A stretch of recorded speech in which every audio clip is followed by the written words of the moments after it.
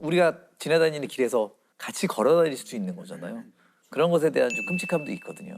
그래서 끝까지 추적을 해서 검거한 케이스가 있습니다. 사례가 하나 있는데 고향에서 발생한 여관 종업원 살인 사건. 1995년 10월에 고향에 있는 한 여관에서 여관의 종업원이 칼에 목을 찔린 채 사망한 채로 발견이 됩니다. 근데 거기 현장에서 경찰이 압수한 물건을 보면 피 묻은 옷이 하나 발견되는데요. 이 안에서 도장이 하나 발견이 됩니다. 그 도장의 이제 주인을 찾아봤더니 그 여관에서 장기 투숙을 하던 사람으로 밝혀집니다. 그래서 가해자의 신원이 어쨌든 밝혀진 것이죠. 또 다른 곳에 또 투숙을 하면서 유사한 문제가 일어날 가능성이 높으니까 경찰이 수배 전단지를 만들어가지고 만여 장 이상 전파를 합니다. 지난 1995년 10월 경기도 고양시의 한 여관에서 끔찍한 살인 사건이 벌어졌습니다. 경찰은 55살 김모 씨를 유력한 용의자로 보고 방송을 통해 2차례나 공개 수배를 했지만 김 씨의 행적은 묘연했습니다. 1995년 10월에 사건이 발생하고 그해 연말에 주소 불분명으로 결국은 주민등록이 말소가 됩니다. 그게 더 찾기가 이제 어려워진 거죠. 그런데 정말 그 담당 수사관이 이 말소된 주민등록이 살아났는지 무려 12년 동안. 2007년 11월에 충남 천안에 있는 한 동네에서 주민등록이 회복된 것을 찾아요. 그래서 잠복을 하는데 며칠째 잠복을 해도 결국 나타나지를 않습니다. 네. 그래서 이 담당 형사가 기초수급생활자로 해서 음식이라든지 이런 보조를 받아가기 위해서 회복시켜줬다라는 이야기를 듣고 유인하는 이런 전략을 짭니다. 그래서 동사무소에서 직접 연락을 하게 해서 김장김치를 나누어 줄 테니 와서 가져가세요. 범인을 체포를 하게 되죠. 경기도 고양경찰서는 지난 1995년에 내연녀를 살해한 혐의를 받고 있는 66살 김모 씨를 12년 만에 붙잡았습니다. 경찰은 사건 발생 이후부터 매달 한 번씩 김 씨의 주민등록 번호를 추적했고 올해 9월 김 씨가 주민등록증을 재발급받은 사실을 포착하고 주소지를 확인한 결과 김 씨를 붙잡을 수 있었다고 밝혔습니다. 아니 형사님 대단하시네요. 증명. 유독 이 사건에 굉장히 올인하신 이게 거예요. 살인 사건이고 굉장히 참혹하게 또 피해자가 돌아가셔서 어떻게든 한 달에 한 번씩 가서 확인을 하고 짜투리 시간에. 그 끈을 결국 놓지 않는 거죠. 윤 형사는 다른 부서로 발령이 난 뒤에도 400여 쪽에 달하는 수사 기록을 모두 복사해 다니며 김 씨를 추적해왔습니다. 큰 사건들 많이 대부분이 다 해결했습니다. 그런데 이 사건만큼 제가 그 끈을 놓지 못하겠더라고요. 이 끈을. 그래서 언젠가는 제가 잡힐 때는 신념이 항상 있었던 거죠. 말소를 회복한 것도 동네 분들이 동사무소하고 이제 서로 제안들을 해주어서 이 범죄자 찾는데 공개 수배 역할이 꽤 크네요. 굉장히 큽니다. 그런데 공개수배 전단을 만들어서 1년에 2번 공고를 하는데 여기에 올라가면 평균 한 50%는 검거가 됩니다. 카미야 치카라라는 이제 40대 남자고요. 이 남자는 사건 일어날 때 부인과 결혼한 지 불과 3개월밖에 안 됐었어요. 신혼부부였죠. 네. 이들 부부는 오키나와를 여행을 합니다. 오키나와를 여행을 하다가 여행 마지막 날 이제 호텔에서 같이 아침을 먹고 체크아웃을 하고 공항에 가요. 공항에 가서 카미야는 나는 이제 급한 일이 생겨서 돌아가겠다. 당신은 친구들이랑 여행을 계속 해라. 이래가지고 이때가 한 12시쯤인 것 같아요. 카미야는 이제 가고 이 부인은 친구랑 같이 오키나와 섬 옆에 이시가키 섬이라고 섬을 가요. 네. 이제 이시가키 섬에 도착하니까 1시 조금 안 되고 택시를 타고 호텔로 가는데 거기서부터 이 카미야의 젊은 부인이 좀 상태가 안 좋아져요. 막 땀을 막 흘리고 뭐 좀 약간 호텔에 가서는 급격히 상태가 안 좋아져가지고 막 구토를 하려고 하고 약간 마비 증상이 오는 것 같고 그래서 친구들이 구급차를 불러가지고 병원으로 갔는데 3시쯤 병원에서 사망을 해요. 이상하죠. 전날까지 멀쩡하던 그렇죠. 사람이 나이가 많은 것도 아니고 누가 봐도 변사인데 그렇죠. 그래서 사망 다음 날에 남편의 허락을 받아가지고 부검을 하는데 사인이 뭔지 잘 모르겠고 약간 심장 색깔이 바뀌어 있었다고 해요. 근데 이 남편이 태도가 너무 침착해요. 너무 흥분함도 없이. 그리고 이 남편이 이제 이 법의학자분한테 한 이상한 말 중에 장기를 다 제자리에 두셨나요? 이런 게 물어봤다고요. 장기를 다 제자리에 두셨나요? 예. 이게 남편이 아내 부검 뒤에 법의학자한테 할 말이 좀 이상한데. 아니잖아요. 뭐 그런 건 묻지 않죠. 예. 부검이라는 행위는 정확한 사인을 찾기 위해서는 장기에 대해서는 얼마든지 손을 대거든요. 근데 대신 외형적으로는 깔끔히 마무리해 주십시오. 이런 부탁은 해요. 네. 그래서 이 법의학자분이 그 부검 보고서에는 그냥 급성 심근경색이라고 쓰는데 좀 이상하다 생각을 하면서 뭐라고 뭐 증거는 없으니까 사인도 잘 모르겠고 그래서 이 법의학자분이 심장이랑 혈액을 따로 보관을 하세요. 검사용 말고 따로 네. 내가 또 보관을 한 네, 거죠. 보관을 했습니다. 그리고 이 친구들이 남편을 좀 의심을 합니다. 이 남편이 카미야라는 남자가 알게 된 지 6일 만에 청혼을 하는데 부인한테 자기가 공인회계사다 이렇게 얘기를 했는데 친구들이 보기에 좀 이 남자가 공인회계사 같지가 않은 거예요. 그래서 공인회계사 명단을 입수를 해가지고 봤더니 거기에 카미야 치카라라는 이름은 없었어요. 그래서 당신 공인회계사 아니지 않냐 했더니 카미야는 내가 공인회계사는 아니고 중소기업에서 회계를 봐주는 컨설팅 일을 하고 있다. 뭐 이러면서 대충 어물쩍 넘어갑니다. 그리고 좀 으스스한 게 카미야가 집에서 자기가 영양제를 만드는 사람이었어요. 자기가 영양제를 만들어서 부인한테 맨날 먹였어요. 그러니까 이거 좀 이상하죠. 그래서 친구들이 경찰에도 이거를 제보를 하고 언론사에도 제보를 하고 보험회사에도 연락을 합니다. 혹시 이 사람 생명보험 든 거 없냐? 카미야는 처음에는 자기가 보험 든 게 없다고 했는데 나중에 보니까 있었어요. 있었고 아내 이름으로. 아내 이름으로. 액수가 너무 컸어요. 1억엔이 넘는 수령액을 받게 돼 있는데 이게 1986년 일이었으니까 당시 환율로 한국 돈 10억 원에 해당하는 돈을 받게 될 예정이었고 그러니까 지금의 가치로 따지면 한 30억 정도 된다고 해요. 너무 의심스럽잖아요. 모든 게 다 인과관계 있을 것 같은데. 네. 그래서 언론사가 먼저 취재를 합니다. 이 카미야 치카라라는 사람 주변을 보다 보니까 이 사람이 결혼 이번이 사실 3번째였는데 앞에 부인, 그 앞에 부인도 다 심근경색으로 사망했어요. 너무 심지어 2번째 부인 사망할 때는 보험금도 받았어요. 당시 경찰이 이제 이게 사망금을 노린 보험 살인이겠구나 하고 이제 의심을 하게 되죠.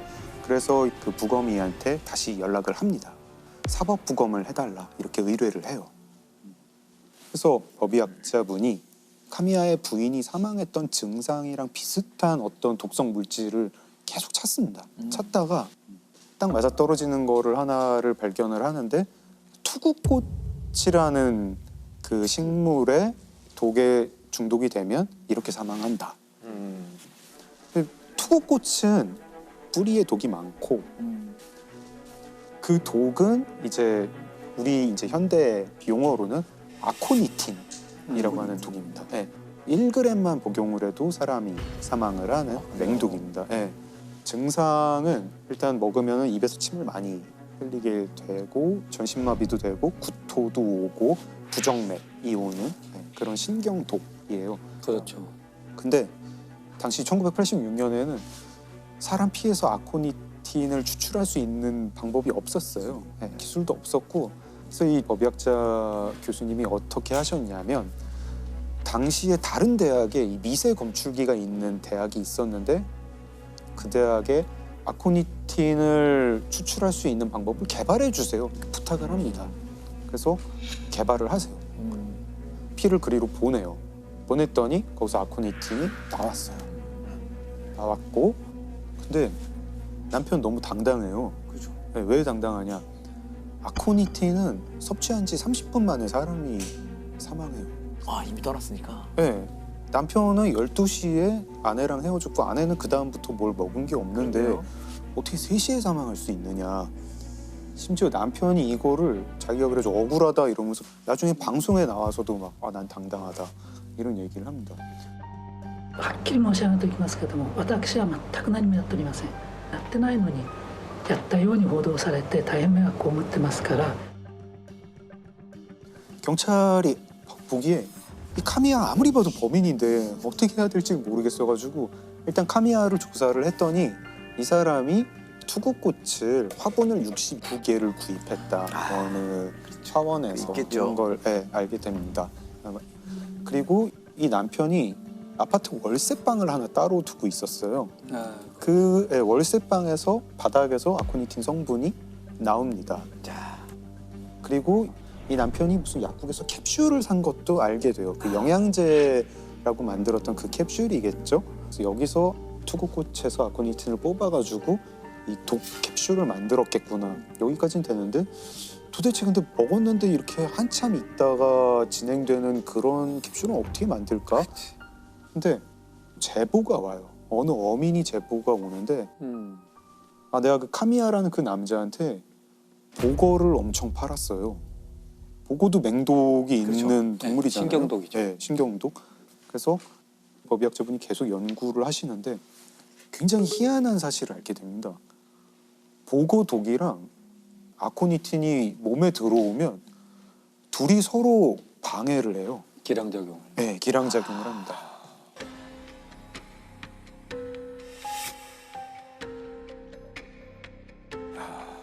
보고독은 아코니틴 독을 방해를 하고 아코니틴 독은 보고독을 방해를 해서 둘 다 원래 먹으면 그냥 바로 응급실 행인데 서로의 기능을 방해하는 거군요. 서로가. 서로의 기능을 방해를 합니다. 노벨상감인데.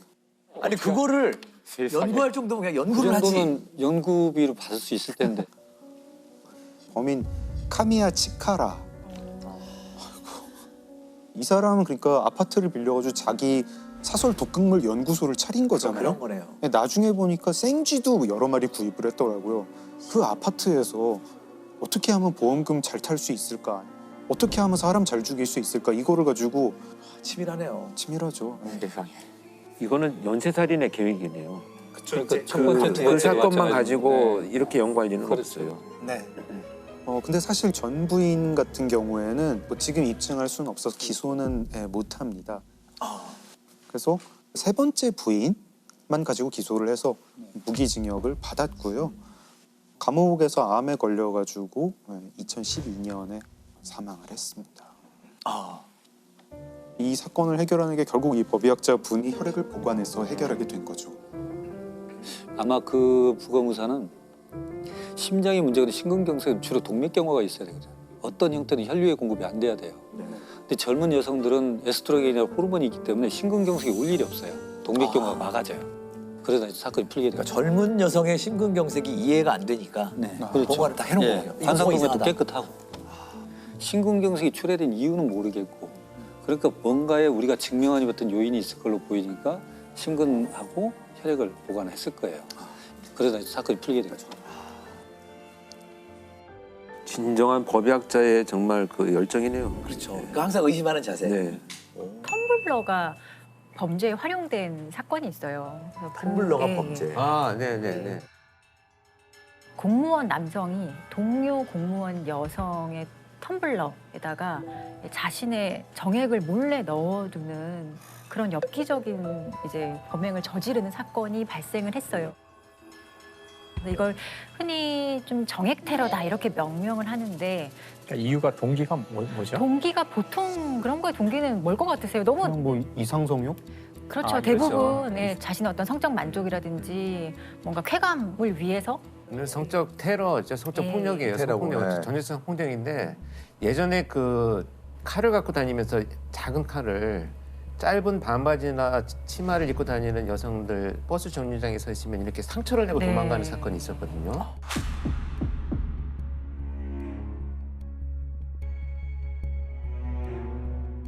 그래서 수십 차례 사건이 발생해서 이거를 체포를 했는데 정말 범죄 심리학책에 나오는 딱 그대로 정답을 말했어요. 너무 성적 쾌감을 찾기 위해서 그런 행위를 했다. 그래서 형사가 물어보죠. 그 행위와 성적 쾌감 전혀 연결고리가 없는데 그랬더니 그렇게 할 때 그 여성의 반응이 너무 궁금했다. 그리고 논란을 때 난 너무 성적인 각성이 됐다 막 이런 얘기 하거든요. 그래서 아마 같은 비슷한 걸 맥락으로 거예요. 예. 은밀하게 피해 여성이 그런 걸 드시고 뭔가 이상한 느낌 막 이런 반응들이 이 범인한테는 아마 엄청난 네. 그 영향을 줬어요. 어떻게 발각이 됐을까요? 사실 이런 게 발각되는 거는 아마 이 사건이 지금 이 사건만 있었던 게 아니라 여러 지금 각지에서 맞아요. 정액 테러라고 명명을 할 정도로 이런 사건이 사실 많았어요. 스토킹하는 동료의 커피에 체액을 넣은 행위를 버스 앞자리에 앉은 여성에게 체액을 묻혔습니다. 7개월 동안 지하철역에서 자신의 체액으로 여성들을 테러한 30대 남성도 붙잡혔습니다. 2019년부터 2021년 7월까지 총 44건, 그러니까 경찰에 신고된 것만 44건이기 때문에 아마 실제로는 더 많이 많아요. 발생을 했을 거예요. 그리고 피해자들이 잘 몰라서. 그럼요. 예, 모르고 넘어가는 옷에 경우가 묻혀 있겠죠. 있는 이런 거. 예. 그리고 이게 어떻게 처벌되었을 것 같으세요? 그럴까요? 예. 이건 성범죄 아닐까요? 질문의 의도를 보니까 굉장히 뜻밖의 이걸로 뜻밖의 처벌됐을 죄로. 텐데 예. 텀블러 속에 커피가 내 거니까 뭐 내 사유재산 손괴했다 뭐 이런 맞습니다. 손괴죄. 성범죄가 아니고 재물손괴죄로 재물손괴. 처벌이 됐어요.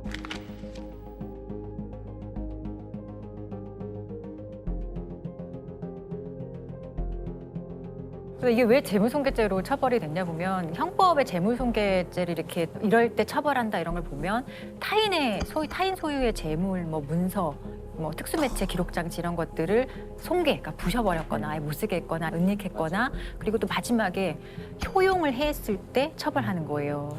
효용을 해야 한다는 게 어떤 의미냐 하면 사실상 감정상으로 이 물건을 본래의 용도대로 사용할 수 없게 되었을 때 그때 이제 효용을 해야 한다 이렇게 보거든요. 그럼 이 사건 같은 경우는 사실상으로도 쓰지 못할 거고 특히나 감정상으로는 더더욱 이제 이 텀블러를 사용할 수가 없겠죠. 그렇게 되면 이 재물, 그 손괴된 재물의 금전적 가치는 되게 작잖아요. 그렇죠. 그럼 예. 그 정도만 보상받는 건가요? 원래는 재물손괴죄에서 풍계된 그 재물의 가치 그 정도 선에서 벌금형이 보통 선고가 되거든요. 근데 이 사건은 결론은 벌금 300만 원이 선고가 되었어요. 근데 300만 원이면 다들 너무 행위에 비해서 너무 적다 이렇게 느끼실 건데 실제로 재물손괴죄에서 벌금형을 맞아요. 선고하는 것 치고는 네. 상당히 중요한 네, 선고를 네. 한 거죠. 지금 성범죄로 했으면 기소가 안 됐거나 아니면 무죄가 됐을 확률이 크다는 뜻인가요? 그렇죠. 지금? 이게 처벌을 못하는 이유가 이런 행위를 우리는 성폭력 범죄로 처벌하는 법률을 가지고 있지 않기 때문이에요. 뭐 죄형 법정주의와도 관련이 되는 거거든요. 그러니까 형벌이 있어야만 네, 그 사람을 처벌할 수 네. 있는 근데 형사법의 대원칙이에요. 아무리 이 사람이 뭔가 도덕적으로 파렴치한 행동을 했다고 하더라도 그 행위를 한 당시에 법률에 이 사람의 행위를 처벌하는 범죄의 종류나 내용이 규정되어 있지 않다면 어떤 방식으로도 이 사람을 처벌할 수가 그렇죠, 없거든요. 그렇네요. 이건 너무나 당연한 원칙이기 때문에 이게 보면 결국 시대의 변화에 따라서 성범죄에 대한 규정의 범위라든지 또 법안 발의가 네. 계속 있어줘야 될 네. 것 같다는 생각이 들어요. 일단 사건 하나 제가 소개하려고 하는데요. 2009년 6월에 광주에서 있었던 사건인데요. 그 초등학생 공기총 살인 사건 이렇게 알려진 거예요. 되게 끔찍한 사건인데 그러니까 밤 8시 반쯤일 거예요. 이제 사건의 그 범죄자인 40대 이 씨가 운전을 하고 가다가 횡단보도를 건너고 있는 그 초등학생을 신호도 무시하고 달려서 친 거예요. 일단 그 이 씨는 지금 현재 음주 운전 상태고 심지어는 지금 무면허 상태이기도 해요. 모든 게 안 좋죠. 2005년에 이미 음주 운전으로 면허가 취소가 됐는데 2007년에 운전을 하다 잡힌 거예요. 무면허 음주운전에 이제 신호를 무시하고 초등학생을 횡단보도에서 친 거예요. 답이 안 나오네. 횡단보도에서 친 거예요. 그러니까 정말 그 교통사고로 할 수 있는 최악의 상황이 벌어진 건데 그 아이를 일단 태우고 병원에 갔어요. 병원에 갔는데 시간이 좀 늦었고 뭐 MRI 찍어야 될 것 같은데 우린 찍을 수 없으니까 다른 병원으로 가보라 그랬고요. 아기가 다쳤다거나 교통사고가 났다거나 그런 이야기도 안 하고 MRI를 지금 찍을 수 있느냐 해서 우리 간호사가 지금은 찍을 수도 없다 그랬더니 그럼 알았다 그래가지고 그냥 데리고 나갔다 그러네. 그래서 다시 차에 아이를 태우고 다른 병원으로 이동을 해야 되는데 다른 병원으로 가질 않고 이 아이를 태운 채로 광주시 외곽으로 나가서 담양의 호수가 근처로 가서 아이를 그 공기총으로 6발을 쏴서 죽이고 그 사체를 유기하고 그리고 돌아온 거예요. 죽이고 끔찍한 사건이죠. 더군다나 이제 CCTV가 다 남아 있고 그런데 더욱 안타까운 것은 아이가 이제 첫 번째 병원 갔을 때 좀 이상하지 않으세요? 아이가 위태했다면 다시 다른 병원으로 가라고 하지 않았을 거 아니에요. 그 화면을 보면 이제 아이가 걸어가요 이렇게.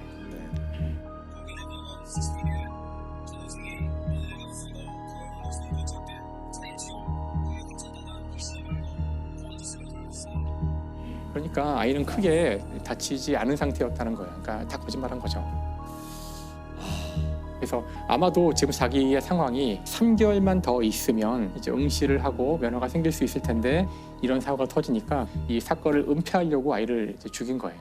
아이를 죽이고. 그래서 이제 굉장히 안타까운 이제 사건이고 이제 어쨌든 여기에 지금 보면은 술이 몇 차례 걸려져 있는 걸 알 수 있어요. 그러니까 일단 범죄자가 이 사건을 벌이게 되는 이유도 음주운전으로 이제 면허가 취소되고 한 거.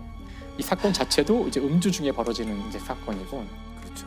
그래서 이렇게 끔찍한 사고를 보면서 마시지 말아야 되는 거죠. 그런 상황까지는. 그래서 그거를 인지하고 마셨다고도 볼 수 있기 때문에 오히려 사고를 저지른 사람이 죄를 조금이라도 더는 데는 전혀 기여하는 바가 없다고 생각합니다. 이 사람은 술이 아니었어도 굉장히 나쁜 사람인 것 같거든요. 그렇죠. 맞아요. 사실. 그래서 이게 사실 양형이 되게 궁금해요. 술을 마셨던 것이 이 사람의 판정이 어떻게? 살인 및 사체 유기 혐의로 해서 무기징역을 선고받게 되는데 사체 유기로 무기징역이 나왔으니까 술을 별로 고려하지 않은 것 같은데요. 그렇죠. 그 실제 요즘도 주치감경 주치감경에 대해서는 진짜 비판 여론도 많이 많고 많죠. 실제로 생각하시는 것만 그렇게 주치감경 잘 안 돼요 요즘에. 예. 오히려 자기가 술을 마시면 이런 행동을 할 수 있다는 걸 예견하고 술을 마신 거에 대해서 더 책임을 가중해야 되는 거예요 실제로는. 그리고 주치감경 막 이제는 그런 사례가 사실 많지 않아요. 거의 이제 고의로 입실적 그렇죠. 고의로 예, 인정을 맞아요. 하죠. 그러니까 근 몇 년 만에 많이 분위기도 바뀐 거예요. 맞아요. 예. 자 그리고 또 다른 편지 하나를 더 준비해 오셨다고요? 이 편지도 한 번씩 좀 나눠드리겠습니다. 자, 이건 먼저 보여드릴게요. 이건 편지 봉투에 써 있는 글입니다. 주소가 써 있는 게 아니고 편지 봉투에 이렇게 써 있었어요. 표기도 다 틀리고. 왼손으로 이 범인이 써가지고 아주 왼손. 필체가 거의 알아보지도 못할 정도로 악필로 되어 있는데 이 사건은 2007년도 12월에 발생한 사건입니다. 네. 인천 강화도에서 해병대원 2명이 근무를 하고 부대로 이동하는 과정에 네. 누군가 나타나가지고 이 병사들을 차로 칩니다. 차로 충돌을 해가지고 네. 그 쓰러진 병사들의 총을 뺏어간 사건이에요. 근데 그 병사들 중에 한 명이 총을 빼앗기지 않기 위해서 이제 저항을 하니까 칼로 찔러서 살해하고 도망간 살인 사건이 됩니다. 이제 수사가 전개되니까 이제 편지가 수사팀에 전달이 되었던 거죠. 그러니까 이제 체포되기 전에 자기가 의도적으로 수사 방향을 바꾸고 자기 변명을 하고 여러 가지 의도를 가지고 이제 보낸 편지가 되겠습니다. 굉장히 장문의 편지인데요. 첫째 줄에 보시면 저는 이번 총기 사건의 주범입니다. 아무도 궁금하지 않는 내용을 써놓았습니다. 공범이 있는 것처럼 만들어놨죠. 주범이라는 표현을 쓰면서. 백양사 부근 이런 얘기가 있잖아요. 네. 그리고 편지는 부산에 가서 보냅니다. 뭐 상당히 자기 나름대로의 계획을 수립하고 여기저기 혼선을 주는 거죠. 아, 혼선을 주려고 보내는 거군요, 지금. 실제로는 백양사 부근에서 이제 아무것도 없었던 거죠. 백양사 부근보다는 조금 떨어진 곳에서 실제 총기는 발견이 됐습니다. 수색 중에 발견은 됐어요. 총 발견이 됐고. 그리고 이제 군인과의 뭐 대치 상황에 대한 이제 이 내용들은 사실 언론에 보도가 안 된 거예요. 그래서 수사팀에 내가 진범이야를 힌트를 주고 있습니다. 범인만 아는 내용들을 살짝 넣어놨어요. 그리고 민간인으로부터 모자, 혈액 등 구입해서 범행 현장에 방치해서 수사 방향을 혼선을 주려고 했다라고 하는데 이건 무슨 얘기냐면 격투하는 과정에서 자기가 실제 쓰고 있던 자기 모자를 떨어뜨려요. 그래서 경찰이 거기서 수거를 해가지고 DNA를 찾습니다. 내가 아니다. 자기 거예요. 자기 거 건데 아니라고. 민간인에게 정말. 피해를 줘서 엉뚱한 사람을 죄인으로 만들어서 수사하게 만들었으니 미안하다. 머리를 엄청 물렸네. 애썼다 싶네요, 네. 진짜. 아휴. 이 얘기 너무 재밌어요. 살인을 범했지만 최소한의 인권을 존중해 주시. 여기가 이제 이 편지를 보낸 아마 핵심 내용 중에 하나이지 않는가 하는 생각이 드는데, 자, 만약에 내가 자수를 하게 된다면 너희들은 이런 걸 해줘야 돼 라고 이제 의도를 드러내고 있습니다. 근데 어떻게 잡혔나요? 범인은? 이 편지의 봉투에서 지문이 나왔습니다. 저런. 이거 어떻게 엉성하죠?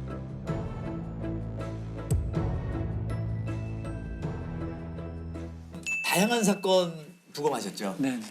이제 부검은 국과수 있을 때 주로 많이 했죠. 지금 대학에서는 연간 한 120건 정도 하니까요. 네. 네, 그래서 보통은 이제 부검을 통해서 사인을 밝히는 법의학적 해석도 하지만 부검 이후에 나온 감정서에 대한 재해석을 하는 경우도 있어요. 왜냐하면 우리나라 검시제도가 저는 부검 감정서를 쓰고 나면 그 뒤로는 연락이 없어요. 수사기관이 진행을 해서 기소를 하거나 하고 재판에서 어떤 논란이 붙었을 때 그때 이제 저한테 자문을 해오는 경우가 있죠. 이제 그 중에 하나 이제 기억나는 게 지금은 이제 통상 알려진 약촌 오거리 택시 강도 사건. 그게 제가 부검을 하고 재심까지 갔던 사건인데요. 제가 듣기로는 그게 아마 영화화도 됐던 재심이라는 영화가 됐던 예. 사건인데 2000년 8월 10일 날 택시 기사가 동료 기사들한테 무전을 합니다. 택시 강도를 당했다고. 그래서 택시 기사들이 가보니까 이미 칼에 찔려서 다량 실혈이 있었고 그러나 이미 출혈을 너무 많이 해서 사망한 사건입니다. 강도 살인 사건이기 때문에 그 다음날 저희한테 부검을 오게 된 거죠. 사인 자체는 진단내는 게 어렵지는 않아요. 왜냐하면 눈에 확연히 보이기 때문에 그 당시 이제 그 심장 자창 이렇게 이제 해서 사인을 냈죠. 근데 이제 제가 이제 감정서를 쓰다 보면 전체를 다 해요. 극히 이렇게 상처가 커 보여도 그 부분만 하는 게 아니고 전신을 전체를 다 봐서 혹시 빠진 부분 또는 흔적을 찾으려고 노력을 해요. 이 가슴에 8군데의 자창이 있음에도 불구하고 어느 것이 주로 안에 들어가고 어떤 건 자입하지 못한 것이 있거든요. 그 중에 들어갔던 것이 2번과 3번의 늑골을 절단하고 그다음에 폐와 심장을 지나서 척추 끝까지 이어진 그리고 이제 또 하나는 병원에서 치료 중에 발생하는 손상들이 또 있어요. 그건 사후죠. 요것을 구분해서 기술을 해요. 목격자가 용의자가 됐죠. 그렇죠. 이제 그 당시에 그 목격자는 다방에서 배달을 하는 15살 최모군이에요. 아무런 생각 없이 오토바이를 타고 가는데 2명이 후다닥 뛰어가는 걸 자기는 스쳤어요. 스치고 가서 보니까 택시 기사가 피를 흘리고 쓰러져 있는 것을 목격합니다. 그게 이제 목격자 진술입니다. 근데 그 목격자 진술했던 사람이 며칠 만에, 사흘 만에 범인으로 이제 달바꾸면 되죠. 그러니까 최군 입장에서는 목격한 것이 인생을 바꿔버린 일이 된 거죠. 그렇죠. 그 당시 이제 용의자인 최군은 목과 뭐 어디를 몇 군데 찔렀다, 어디를 찔렀다 이렇게 자백을 했고. 아, 자백을 했어요. 예. 그렇게 해서 이제 자백을 했기 때문에 당시 이제 기소가 되고 재판에 섰을 때. 그 허위 자백하게 되는 그 심리가 뭘까요? 허위 자백은 명백하게 법정에서 정말 진실이 밝혀질 것이라는 것을 기대하면서 합니다. 여기는 우선 모면을 해야 돼요. 이미 나는 살인범으로 지목이 됐어요. 지금 여기는 아무도 나를 믿어주지 않아요. 그런데 법정에서는 정말 전문가도 나오고 진실이라는 것은 반드시 밝혀질 거야. 이 기대는 지금 이 상황에서 벗어날 수 있는 어떤 동기를 작용을 하는데 거기에 대한 연구들이 많아요. 그래서 1심에서 이제 자백은 실은 허위였다. 그리고 가혹행위 때문에 내가 허위 자백을 했다라고 얘기하게 되죠. 그래서 1심 재판에서는 그렇게 얘기했음에도 불구하고 그대로 받아들이지 않고 유죄가 되죠. 2심에서는 다시 이제 항소를 했지만 변호사, 국선 변호사의 논리는 그렇습니다. 이게 너의 유죄의 증거도 없지만 무죄를 입증할 방법도 없으니 그걸 받아들이고 선처를 바라는 게 어떻겠느냐. 그래서 1심에서는 그 당시 15살인 최군의 소년범으로서는 최고형이니까 15년을 선고받고 2심에서는 그렇게 해서 10년으로 감형이 돼요. 그래서 2000년에 발생했지만 2010년에 만기 출소를 합니다. 근데 그 사이에 이제 어떤 문제가 있으면 나중에 저도 이제 알았고 정리를 해보면 2003년도에 누군가가 내가 이렇게 살인했었다라고 얘기를 하는 것이 첩보에 잡혔어요. 경찰서에. 한 10대 소년이 택시 살인 강도 혐의로 3년 가까이 옥살이를 하던 중 진범으로 보이는 용의자가 붙잡혔습니다. 택시 강도 미제 사건을 수사하던 경찰은 용의자 22살 김모 씨로부터 자신이 지난 2000년 8월 택시기사 강도 살해 사건을 저질렀다는 자백을 받아냈습니다. 그런데 이 친구들이 가서 보니까 48시간 만에 풀려나거든요, 본인들이. 택시기사 살인사건의 진범이라고 자백한 용의자를 경찰이 하루 만에 풀어줬습니다. 경찰은 자백의 신빙성이 없고 증거가 충분하지 않기 때문에 불구속 수사를 하겠다고 말할 뿐 뚜렷한 석방의 이유를 설명하지 못하고 있습니다. 그래서 자기를 뭐 처벌할 의사가 없는 걸로 생각이 되니까 실은 그냥 뭐 가족들한테 관심 받으려고 허위로 진술한 것이다라고 해프닝으로 끝나버렸어요. 그래서 결국 이제 최고는 만기 출소를 했고, 그래서 2010년에 나와서 2013년 그때 재심 청구를 해요. 근데 재심 청구를 하는데 이제 받아들일지 안 받을지 이제 문제가 되는 건데, 군산지청에서 이 사건을 맡고 돈에 이제 제가 법의학자고 혼자니까 저한테 법의학 전문 소견을 좀 들어보려고 저한테 그 사건 얘기를 설명해 주니까 그 사건이 이 사건인가 하는 생각이 드는 거예요. 저는 그때까지도 약천 오거리 사건인 줄 몰랐어요. 명칭을. 그때 부검하셨으니까. 네. 전혀 그다음 자문을 받아본 적이 없으니까. 그래서 우리가 이제 감정서 나갈 때 사진을 첨부해서 저희가 나가요. 근데 그것은 이제 뭐 인화된 사진이기 때문에 제가 보관하지도 않고, 국가수가 보관한 건 국가기록원에 가 있지만 거기도 남아있지 않고, 관할 경찰서 수사기관에 갖고 있는 수사기관도 이제 종결된 사건이니까 없죠. 근데 저 같은 경우는 법의학 수업 시간에 슬라이드로 보여줘야 될 좋은 자료들이 있잖아요, 학생들한테. 그럼 필름을 바꿔서 다른 카메라로 찍어줘야 돼요. 굉장히 불편한 일이거든요. 제가 그 당시 이제 디지털 카메라가 막 나와서 샀어요. 그래서 그걸로 혹시 찍었지 않았을까? 라는 생각을 한 거예요. 그래서 USB가 없고 이제 CD에다 이렇게 꽂아요, 제가. 그래서 CD를 찾았어요. 찾아서 혹시 2000년 하고 보니까 8월 11일 부검 3건이 제 목록에 있는 거예요, CD에. 1번 딱 열어보니까 화재의 사건이에요. 아니고 2번 여니까 어떤 여자분 사진인데 이것도 아니고 없나? 3번 딱 여는데 익산 써 있어요. 보니까 그 사건인 거예요. 선명한 이제 디지털 카메라 사진이 있는 거죠. 아, 이것은 가서 보여줘야겠다. 군산지청 지청장님하고 이학 검사분들 다 모시고 사진을 전체 슬라이드로 보여줬어요. 근데 2003년도에 본인이 자백했던 사건이지 않습니까? 일부 이게 그 진범과 그 옆에 있었던 친구의 조사인데, 우선 진범이 이렇게 표현해요. 돈을 다 내놓아라 라고 하자 택시기사가 놀래면서 밖으로 나가려고 하는 것 같아서 제가 제 왼팔로 택시기사 왼쪽 어깨 옷을 잡고 오른손으로 잡고 있던 칼로 쇄골 부위를 찌르자 칼 끝에 뼈가 걸리는 느낌이 들었으며, 칼 끝이 어디에 걸린다는 표현은 경험하지 않으면 못해요, 말을. 그건 소설 속에도 없고 배우지 못해요. 2번과 3번의 늑골을 절단하고 그다음에 폐와 심장을 지나서 척추 끝까지 이어진, 그리고 이제 친구의 진술인데요.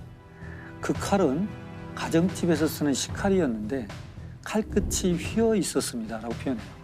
그리고 칼끝이 뭔가 묻어서 건조가 됐는데 지방기처럼 말라붙은 시커먼색이 붙어 있습니다. 이것은 굉장히 사실적인 진술이거든요. 근데 반전은 뭐냐면 그 당시 최군의 진술에서는 어디를 찔렀냐 그러면 가슴을 찌르고 등을 찌르고 옆구리를 찌르고 얼굴을 찔렀습니다라고 굉장히 드라이하게 이렇게 진술이 돼 있어요. 근데 문제는 옆구리를 찔렀던 최군의 진술에서 모순이 뭐냐면 옆구리에 있는 3군데의 자창은 병원에서 생긴 겁니다. 폐가 찔리고 심장이 찔리니까 출혈이 흉곽으로 차요. 그럼 숨을 못 쉬잖아요. 병원에서 옆에 절개를 합니다. 그래서 피를 뽑아내요. 그건 최군이 할 수가 없어요. 해서도 안 되는 거예요. 근데 최군은 정확히 옆구리도 찔렀습니다, 진술에. 야, 이건 너무 좀 인위적인 냄새가 난다. 조서를 읽고 다시 이제 그 사진을 검사들과 같이 봤어요. 자, 이런 모양입니다. 그러니까 전부 다 그걸 받아들이게 된 거죠. 이건 재심할 수밖에 없겠구나, 이렇게 되는 거죠. 15년 전 있었던 익산 약촌 오거리 택시기사 살인 사건에 대한 재심이 오늘 광주 고등법원에서 열렸습니다. 사건 발생 16년 만에 최 씨가 다시 법정에 섰습니다. 무죄로 인정할 만한 명백한 증거가 있다며 확정된 법원의 재심 공판에 참석한 겁니다.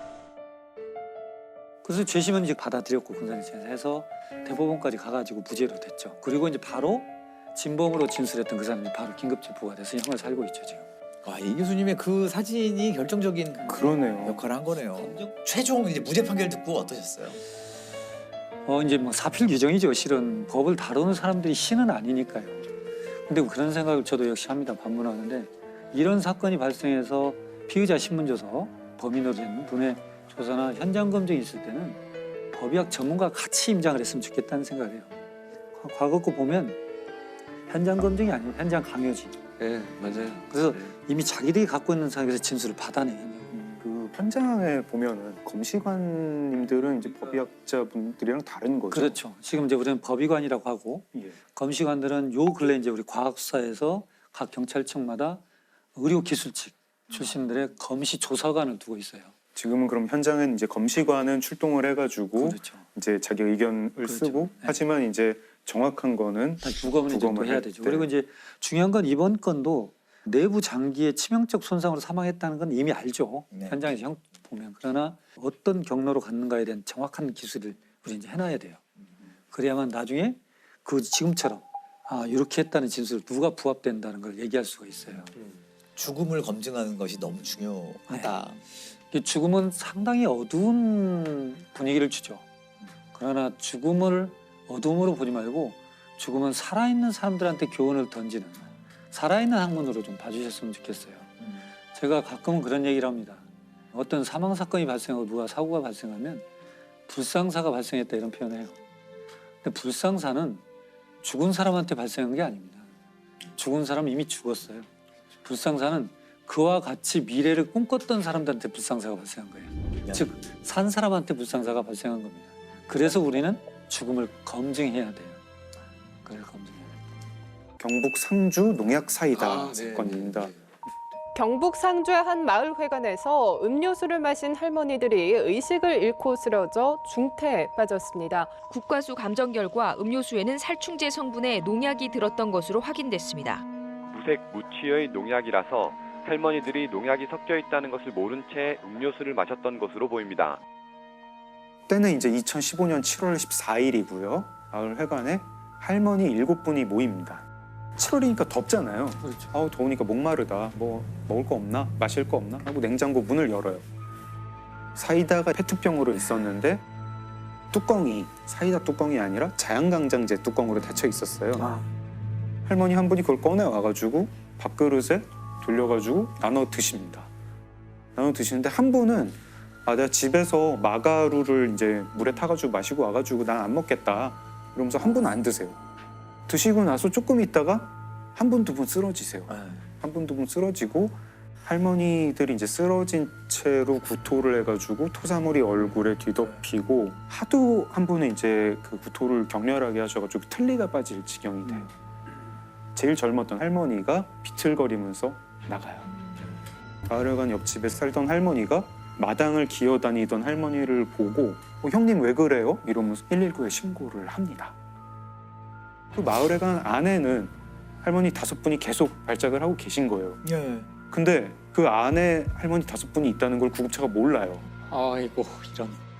신고를 한 분만 했구나. 신고를 이제 거의 1시간 가까이 돼서 이 5 할머니는 그때서야 병원을 가는 거예요.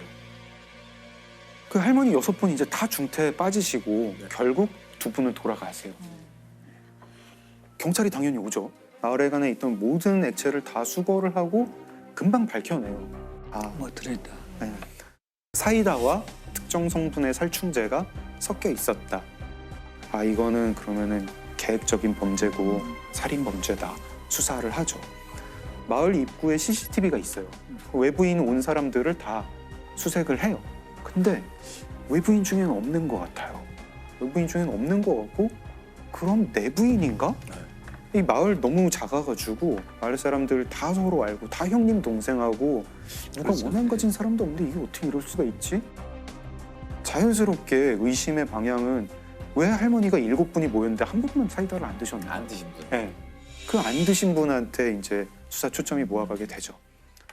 수사를 할 때 의심스러운 부분들이 많이 나와요. 그 할머니가 타고 다니는 전동 휠체어가 있는데 거기서 농약 성분이 나오고 이 할머니 옷에서 그 살충제 성분이 나와요.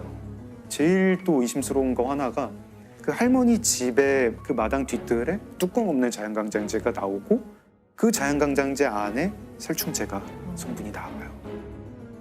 그리고 할머니 집에서 자연강장제가 9병이 더 나오는데 그 9병이랑 마당에서 발견된 한 병이랑 유통기한이랑 제조번호가 같아요. 같은 세트네요. 네, 같은 세트. 10개짜리 한 상자를 사서 하나를 마시거나 비우고 거기에 살충제를 넣어서 마을회관에 가서 사이다를 탄 거 아닐까? 이제 경찰이 이 할머니를 용의자로 특정을 하고 체포를 합니다. 저는 경찰청에서 제가 근무할 때여서 투입이 됐어요. 이분이 마을회관으로 가는 동선이 늘 있어요. 네. 늘 있는데 공교롭게도 그랬는지 아니면 자기가 범행을 하려고 하는 긴장도 때문에 그런지 그날 다른 곳으로 가요.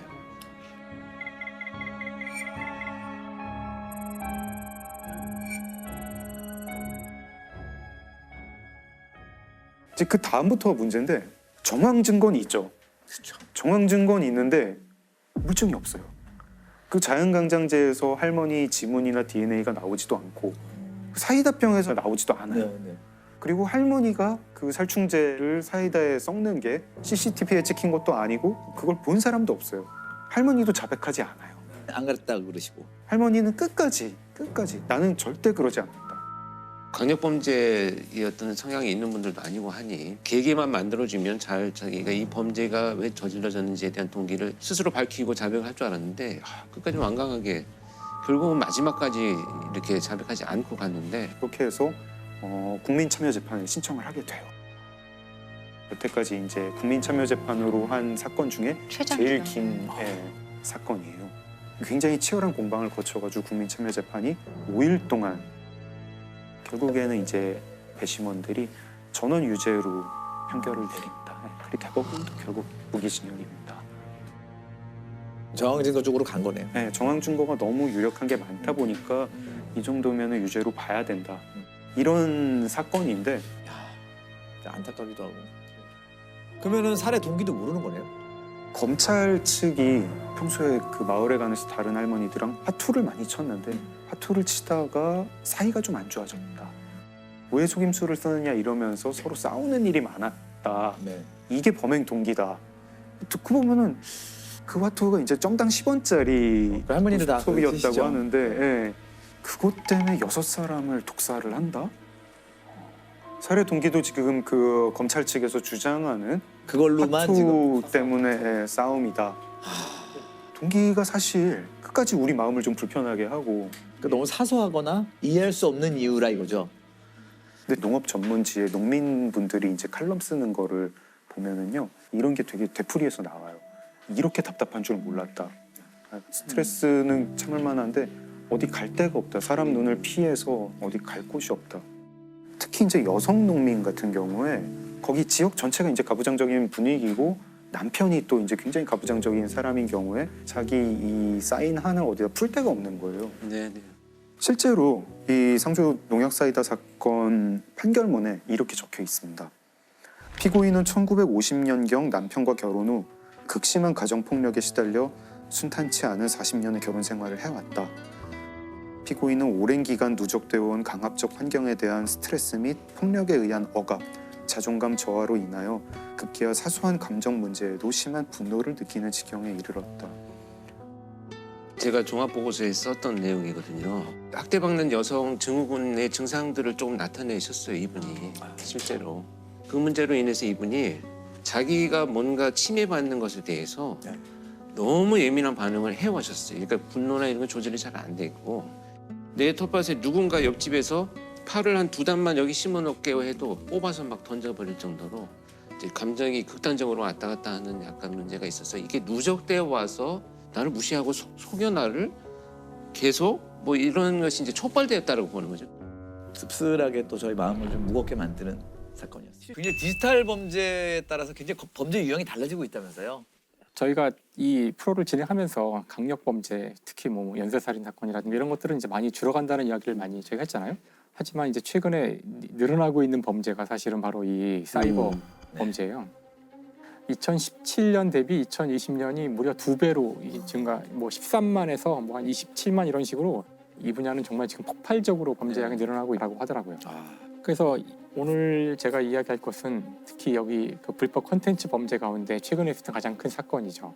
흔히들 그 N번방 텔레 성착취물 제작 및 유포 사건이라고 하는 건데요. 너무 충격적인 사건이었죠.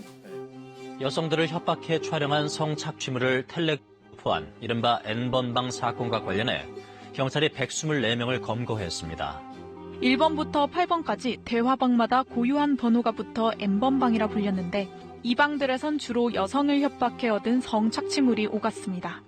이것이 대표적인 사이버 수사의 한 예이기 때문에 제가 이 과정을 좀 말씀을 드리려고 그러는데 일단 여기서 이제 N번방하고 박사방 이제 두 가지가 제일 대표적인 건데요. N번방 같은 경우는 젊은 여성들이 그 자신의 몸의 일부를 노출하는 느낌의 그런 사진들을 올리고 물론 자신의 개인 정보는 밝히지 않고 주로 특서 그런 일을 했다고 하더라고요. 그걸 보고서 여기 이 N번방의 주범인 이제 닉네임 갓갓 이제 문영욱이가 여성에게 접근을 하는 거예요. 그러니까 이제 경찰 사칭을 하기도 하고 협박을 해서 개인 정보를 알아내고. 그 특별히 해킹하거나 이제 단순히 그렇게 뭐 이건 일종의 피싱 같은 방법을 쓰는 건데요.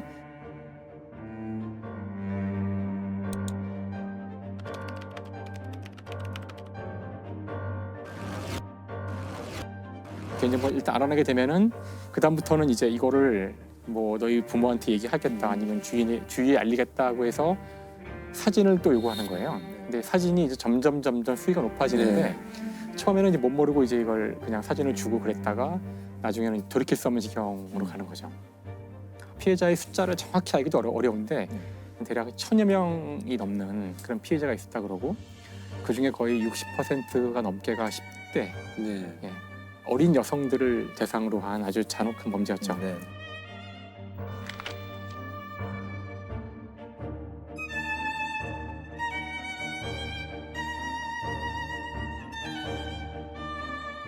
그 문영욱은 2019년 8월쯤에 다른 사람한테 운영권을 넘기고 그만뒀다고 하더라고요.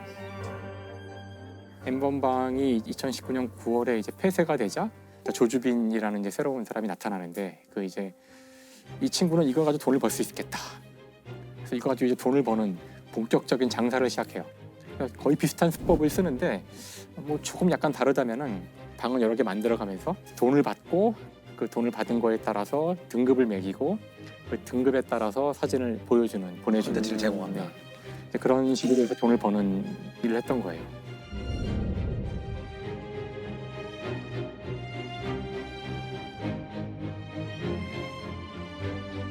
이들이 이 범죄를 저지르면서도 끝없이 우린 절대 안 잡혀. 그랬다면서요? 절대 안 잡혀. 이제 그런 얘기를 나눈 것까지도 지금 이제 알려져 있는데요.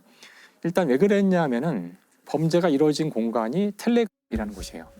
이 텔레그램은 이거를 사용하는 고객들의 정보를 절대 외부에 넘기지 않겠다. 이제 그런 정책을 가지고 있어요. 이걸 사용한 사람들의 정보를 얻고 싶으나 국외에 있는 서버에 대해서는 우리 사법권이 미치지 않고요. 그러니까 협조를 구해야 하는데 협조 안 하는 거죠. 그런 방법이 없어요. 이제 그걸 믿고서 이제 이 조주빈과 문영욱은 우린 절대 안 잡혀. 이제 이렇게 얘기를 했던 것이죠. 그 다음에 이제 이것이 2019년에 벌어진 이유도 지금 암호화폐가 있기 때문이거든요. 그러니까 암호화폐를 써서 돈을 다 주고받고 누군지를 알아낼 수 없는 상황이라면은 조주빈이 말하는 것처럼 정말 잡기가 힘든 상황일 수도 있겠죠. 근데 이제 오늘 아마 제 이야기의 결론이 될 수도 있을 텐데요. 그래도 잡힌다. 그래도 잡을 수 있다. 이제 그게 이제 저희 그 사이버 수사대가 하는 일이죠. 어떻게 검거됐나요? 그 조주빈 같은 경우는 지금 돈을 벌려고 지금 이걸 하고 있는 거잖아요. 그러니까 암호화폐를 쓰는 한은 누가 누구한테 주는지 알 수 없어요. 근데 여기서 약점이 항상 있죠. 결국은 이 암호화폐를 내가 현실에 사용하려면은 우리 화폐로 바꿔야 돼요. 그러니까 이제 그 화폐를 바꿔주는 곳이 있다고요. 거래소죠, 거래소. 그렇죠. 국내 거래소의 협조를 얻어가지고 수상한 암호 그 화폐 주인이 누군지에 대한 정보를 얻었어요. 그 돈을 가져가는 사람은 추적을 하기 시작했죠. 근데 그 중에 이제 A 씨가 있었는데 돈을 가져다가 어느 아파트에 소화전에 갖다 놓고 이제 오는 거예요. 이제 추궁을 했더니 자기는 단지 부탁을 받고 배달만 하는 사람이다. 그러면 이제 소화전에 있는 돈을 가져간 사람은 그러면 진범일까? 이것도 확실하지 않은 거죠, 사실. 그래서 이제 경찰이 잠복 수사를 잠복 수사를 이제 하면서 진짜 복잡하게. 근데 가만히 봤더니 이 사람이 그 돈을 가지고 누군가를 가서 또 만나요. 그러니까 정말 이걸 안 잡히려고 정말 이중삼중으로 해놓은 거예요. 그래서 지금 이제 돈을 받고서 이동할 때 길거리에서 서명 받는 사람들 있잖아요. 네. 서명을 하라고 했는데 서명을 했대요. 그래서 이제 경찰이 그걸 보고서 따라가서 봤더니 조주빈하고 이게 써 있는 거야, 생년월일이. 물론 아직 확신할 수 없지만 경찰은 이제 최초로 주범의 이름을 본 거죠. 조주빈. 자꾸 돈이 일로 오는 거예요. 그러니까 얘인 것 같다, 아무래도. 결국 돈이 모이는 곳이 이 친구더라. 그럼 이제 중요한 것은 이 사람인 것 같으니까 그 다음부터는 이제 국내에 여러 가지 수법을 이용할 수 있어요. 그러니까 조주빈이라는 사람이 들어있는 사이트들도 이제 알아볼 수 있을 거고요. 그래서 여러 가지 단서들이 나오기 시작해요. 이 녀석이 분명히 범인인 것 같다. 이제 증거가 모인 거죠. 그래서 이제 조주빈이 집을 나와서 밖에 나갔다가 다시 돌아와서 들어갈 때 검거를 했대요. 조주빈은 잡힌 거죠. 이런 식으로. 조주빈은 집을 들어가 보니까 현금으로 1억 3천만 원인가가 있었고 휴대폰이 있었대요. 몇 개가 있었대요. 9개인가 뭐. 그 중에 2개 정도가 이제 중요한 데이터가 있는 거라고 생각해서 가지고 왔는데 당연히 락 걸려 있고 안 풀리는 거죠. 근데 또 이제 여기서 사이버 수사대에 2달 가까운 노력 끝에 결국은 이걸 풀어요. 그렇죠. 일단 이게 풀리자 박사방에 들어와서 실제로 이 동영상을 보고했던 범죄에 일조한 사람들이죠. 그 정보가 안에 있어요. 그러니까 일단 다 잡을 수 있는 거죠. 조주빈이 지난 3월 붙잡힐 당시에 필사적으로 숨기려고 했던 휴대전화가 있었습니다. 끝까지 입을 열지 않았던 이 휴대전화 암호를 경찰이 2달 만에 풀어서 분석에 들어갔습니다. 현재 박사방 유료 회원은 40여 명 정도가 특정됐는데 조주빈 휴대전화에 담긴 정보로 유료 회원을 추가로 확인할 수 있습니다. 아니, 그러면 문형욱은 또 어떻게 잡았나요? N번방. 그러니까 문형욱이 조금 더 이제 어려웠는데 좀 뒤에 잡히거든요. 좀 뒤에 잡혔죠. 네. 그러니까 이들이 검거되기 전에 둘이서 텔레그램에서 나눈 대화가 있대요. 조주빈이 먼저 물어봤대요. 그러니까 근데 이거 우리 돈을 주고받은 게 있어서 혹시 잡히는 거 아니야? 뭐 이렇게 물어봤다는데 근데 문형욱이 너는 그런지 모르지만 나는 돈을 주고받지 않았다고 문화상품권만 받은 적이 있대요. 근데 그건 내가 받아서 쓴 적도 없고 그냥 다른 사람 줬기 때문에 나는 절대 안 잡혀. 설사 나를 잡아도 증거가 없기 때문에 난 풀려날 거야. 뭐 이렇게까지 그 경찰을 막 능멸하는 거죠. 실제로 굉장히 어려웠다 그래서 저도 이제 자세히 찾아봤는데 결론을 이야기하자면은 정확하게 어떻게 잡았는지를 자세히 알 수는 없어요.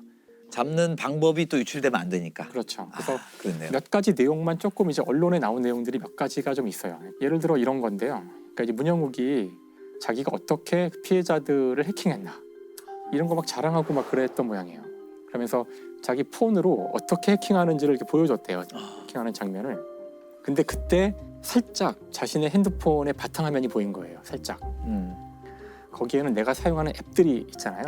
물론 뭐 뻔한 앱이 나오면 소용없지만 잘 사용하지 않는 앱이 몇 개 보이면 이제 그걸 이용할 수 있거든요. 그래서 이제 그 중에 한 앱이 이제 널리 쓰이지 않는 앱 같은 거 그런 것들이 보이니까 그 업체에 협조를 요구해서 아이디를 다 받고 거기서 이제 이상 징후가 보이는 아이디들을 추출한 다음에 그걸 가지고 좁혀 들어갔다고 하더라고요. 그러니까 이것이 이제 썼던 수법 중에 하나래요. 방법 중에 하나예요.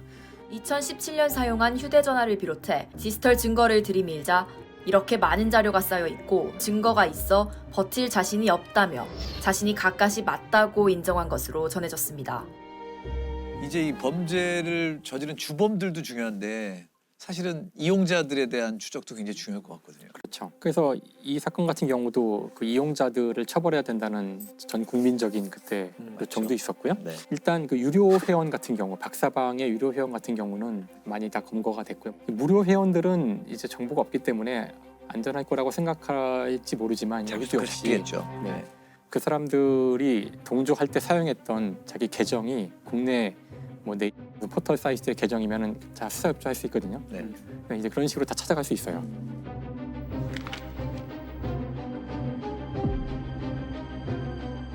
박사방의 무료 대화방에서 성착취물을 내려받은 회원 수백 명의 신원을 추가로 20여 명을 특정해서 수사에 나섰습니다. 경찰은 현재까지 박사방 공범 14명을 체포해 나머지 공범들에 대해 계속 수사하고 있습니다. 이 처벌 결과가 굉장히 궁금했을 것 같아요. 조주빈은 42년형이 확정이 됐고 이 문영욱은 34년형이 확정이 됐어요. 그리고 나머지 공범들은 이거보다 조금 더 못 미친 형을 받았지만 그래도 특별하게 우리가 기억을 해야 되는 것은 온라인 상에서 범죄 단체를 설립하고 조직하는 거 이런 것들에 대해서 법원이 이제 인정을 한 첫 번째 사례거든요. 이 범죄 단체 조직이라는 게 그렇게 이제 과거의 방식에 뭐 우리가 조폭을 떠올리고 그렇게 할 수 있는데 그런 것만이 아니라는 거, 서로 얼굴 보지 않고 범죄 단체를 조직할 수 있다는 게 사실 이 판결에 되게 큰 의미예요. 국정원이나 청와대 같은 그렇죠. 이른바 우리가 이제 생각하는 고위 권력 기관들 거기 사람들을 사칭하는 그런 범죄들도 꽤 컸어요. 대표적인 사건이 우리나라 초대 대통령이 이승만 대통령 시절에 1957년에 벌어진 사건이에요. 57년.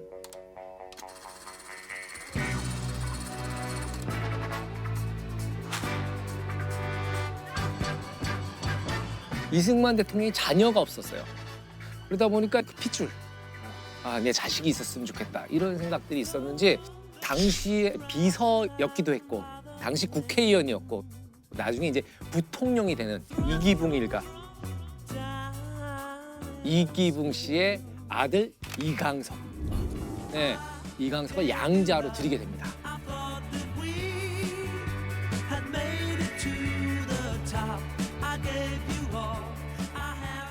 그 이강석은 졸지에 최고 권력자의 아들이 된 거예요. 아들이 되면서 이제 이 사람이 행패를 부리기 시작하는데 백주 대낮에 헌병 정복을 입은 헌병 뺨을 때리고 파출소에 들어와서 막 집기를 파손하고 막 행패를 부려도 그걸 막을 수 있는 사람이 아무도 없었던 거예요. 그리고 또 이 이강석이 이제 그 서울대 법대 편입을 시도했다가 서울대 재학생들의 강한 반발로 또 무산된 적이 있고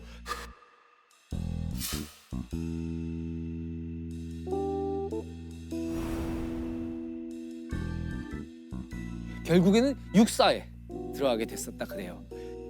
그때 당시에는 워낙 그 초법적인 권력을 등에 엎었는데 생부인 이기붕이 또 어떤 상징이었잖아요. 그렇죠. 이 이강석의 횡포가 날이 갈수록 심해질 무렵에 경상북도 일대에 이강석이 등장을 합니다. 요 57년도 요 해가 태풍으로 이 수해를 많이 우리나라가 입었던 그 해래요. 근데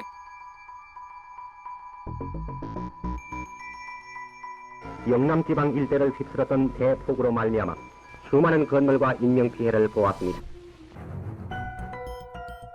이때 이제 대통령의 아들인 이강석이 등장을 해서 우리 아버지의 분부를 받고 몰래 지방의 수해 피해를 조사하러 왔다.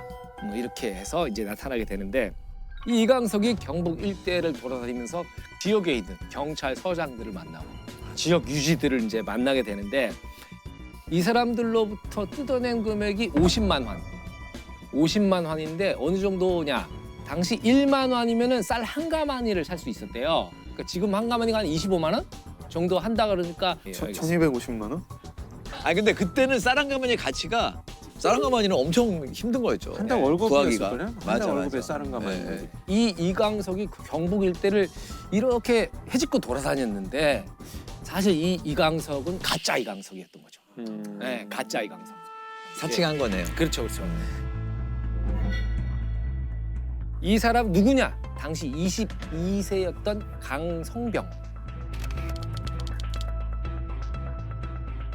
근데 이 사람이 원래는 이제 집안이 부유하게 살다가 이제 또 대학 입시 서울대 법대를 시험을 봤다가 또 떨어져요. 그리고 또 다른 대학을 봤다 떨어지고 가뜩이나 심란해 있던 차에 아버지 사업이 망해가지고 집안의 가세가 완전히 기울어 버려요. 그러면서 그때부터 이제 세상을 비관했다 그럽니다. 그러던 차에 어느 날 자기 주변 사람들이 야, 너 그거 봤어? 그 신문 좀 봐봐. 그 대통령의 양자가 된 이강석 사진이 신문에 이제 딱 뜬 거예요. 자기랑 너무 닮은 거야. 아, 얘도 닮은 걸 이용했구나. 오, 자기가 봐도 닮은 거예요. 자꾸 때 당시에 사진을 자, 이 사람이 실제 이강석. 이강석. 좀 이 사람이 이제 강성병 씨. 비슷하네요. 얼굴이 비슷하죠. 눈매가 비슷하네요. 예, 얼굴이 비슷하죠. 그래서 이제 이 가짜 이강석이 경주 시내의 다방에 갔다가 우연히 경주 경찰서장을 보게 돼요.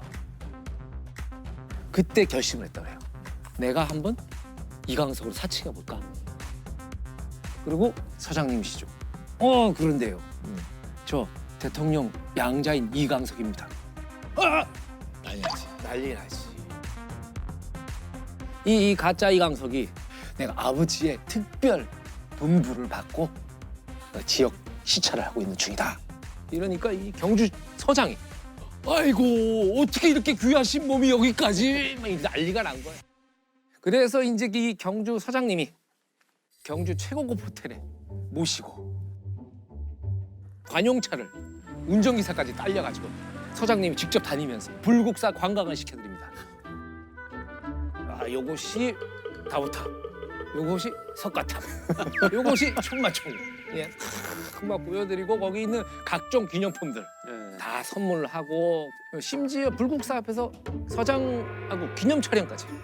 대담하다. 대담하죠. 네. 대담하죠. 좀 이해가 되는 게 지금처럼 이렇게 막 일일생활권이 아니잖아요. 그렇죠. 진짜 먼 곳이잖아요. 하긴 경부고속도로도 지어지기 전이고. 어떻게 확인하겠어요, 진짜. 그렇죠. 예, 그리고 전화해가지고 뭐 맞아요? 이러기도 아니, 그러면 서울에 확인해 본다는 것 자체도 되게 신뢰되는 일일까 봐. 이 경찰서장 입장에서는 정말 로또에 맞은 것처럼 기회라고 생각했을 것 같아. 기회지. 얘가 이제 드디어 승진의 기회가 서울 가는구나. 그래서 이제 경찰서장이 그렇게 극진한 대접을 하고 관용차로 해가지고 운전기사 딸려서 보낼 테니까 편하게 가십시오. 그러니까 이제 이 가짜 이강석이 경무관으로 승진. 그러면서 얼마나 설레었겠어. 그럼 이 서장님이 야 드디어 내 라인 탔구나. 그래가지고 이제 그 관용차를 운전기사가 딸린 관용차를 타고 영천으로 진입을 합니다. 영천에서도 이제 간 곳이 경찰서죠. 경찰서장과 또 만납니다. 그리고 또 경찰서장의 극진한 대접을 받고 다음날 이제 안동을 갔는데 소문이 났을 거 아니에요. 경찰서장들끼리다. 소문이 났을 거 아니에요. 그러다 보니까 이제 다음날 이제 숙소에서 딱 깼는데 안동에 경찰서장이 안동 소재 기관장들을 모두 대동하고 문안 인사를 하러 이 숙박 시설에 찾아오고. 근데 이때 이제 근데 내가 이 수재민들한테 좀 쌀을 사줘야 되는데 미처 그 돈을 못 갖고 왔네. 그러면서 이제 여기서 또 돈을 뜯어내요. 이 경북의 유지들 이분들한테 이 3일 동안 뜯어낸 금액이 46만 5천 원. 뜯어낸 큰 돈이죠. 거죠. 그거 진짜 큰 돈이죠. 그리고 이제 뭐 다음 날 대구로 갑니다. 대구. 그리고 경북 도지사를 만납니다. 점점 이제 꼬리가 좀 길어지네요. 그죠? 관사에서 도지사를 만나죠. 도지사, 오셨습니까? 막 얘기를 하는데 이 도지사 경북 도지사가 보니까 좀 이상한 거야. 비서도 없고 말이야. 아무리 내사라 그래도 좀 수상하잖아요. 수상인데 때마침 운명의 장난일까요? 이 경북 도지사의 아들과 이강석이 친분이 있었대요. 실제 이강석이. 그러니까 좀 이상하니까 아들한테 야 네가 와서 얼굴 좀 확인해봐라. 그러더니 이제 이 경북 도지사 아들이 아빠 아니야. 강석이 아니야. 3일 만에 체포가 됩니다. 이 사기 행각 3일 만에. 그리고 이제 그 대구에서 이제 재판이 열립니다.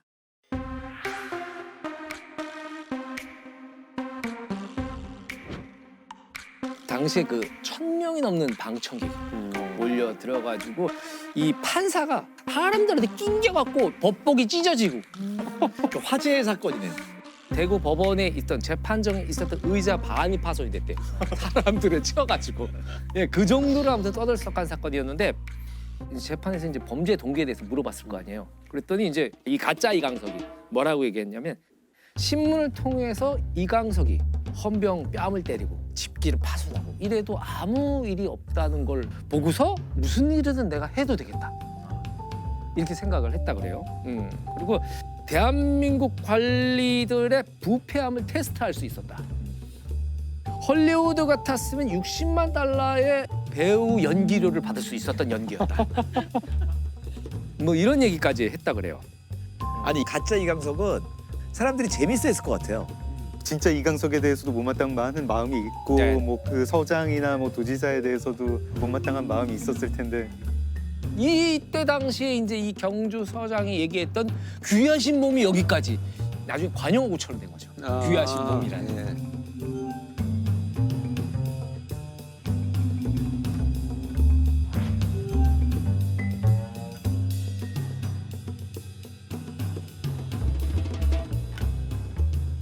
극진히 접대했던 관료들도 사실은 굉장히 벌을 받아야 되는 사람들 아닌가요? 네, 맞아요. 그래서 근데 그 5명의 경찰 고위 간부들은 감봉이나 견책 정도 되는 걸로 마무리됐다 그래요. 강성병 씨 징역 10개월을 선고받았어요. 네. 10개월. 근데 좀 아이러니컬한 거는 그 4.19 혁명으로 이승만 대통령이 하야했잖아요. 그리고 그 이강석이 권총으로 이기붕과 어머니하고 자기 동생을 사살하고 자기도 이제 권총으로 자살하는 그런 사건이 있었는데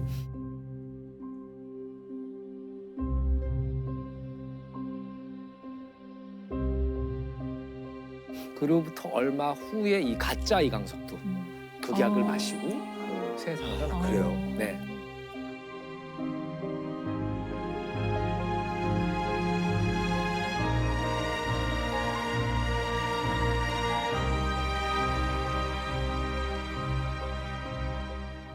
자기 신분을 속이고 네. 신분을 속이고 10년 이상 살아온 어떤 범죄자 이야기를 준비를 했습니다. 네. 사건은 안양시 안양동의 어느 호프집에서 벌어지는 사건이에요. 1997년 4월 11일 그때 28살짜리 어느 술 취한 남자 손님이 그 호프집에 있었는데 이 남자 술이 너무 많이 취했어요. 많이 취해가지고 행패를 부리니까 아주머니가 이제 좀 가라고 정신 차리고 가라고 이렇게 얘기를 했는데 그 남자 손님이 그 순간 이제 확 정신이 미쳐서 그 호프집 주방에 있는 식칼을 들고 와서 아주머니를 마구 찌르고 마구 그리고 도망을 가요. 처음에는 그렇게 어려운 사건인 것 같지가 않았어요. 그 현장에 뭐 맥주병이나 뭐 그런 칼 같은데 지문이 있고 그 남자가 쓰던 등산 스틱도 있었다고 해요. 지문이 있으니까 금방 잡겠지 하고 그 남자의 집을 찾아서 급습한 게 이틀 뒤였다고 합니다. 네. 이틀 뒤에 남자는 거기 없어요. 사실은 남자는 그때 한국에도 없었어요. 벌써 이틀밖에 안 되는데? 네, 이 남자는 1991년에 미립국을 한 중국 동포였어요. 중국 동포였는데, 예, 한국에서 이제 전기 설비 공사를 하면서 돈을 벌었다고 해요. 이 남자는 사람을 그렇게 살해한 직후에 자기 집에 돌아가자마자 1시간 만에 짐을 챙겨가지고 인천으로 가요. 인천항에 이제 출입국 관리소가 있거든요. 거기 갑니다. 가서 죄송합니다. 제가 불법 체류자예요. 지금 아버지가 임종 직전이에요. 근데 중국 돌아가야겠어요. 이렇게 얘기를 해요. 그때 우리나라에 출국 명령 제도라는 게 있었어요. 불법 체류자가 와서 자기가 불법 체류자인 거를 고백을 하면은 과태료만 조금 매기고 보내주는 돌아가게 해줘요. 네. 어떻게 보면은 이 남자의 도피를 한국 정부가 도와주는 거예요. 그러네.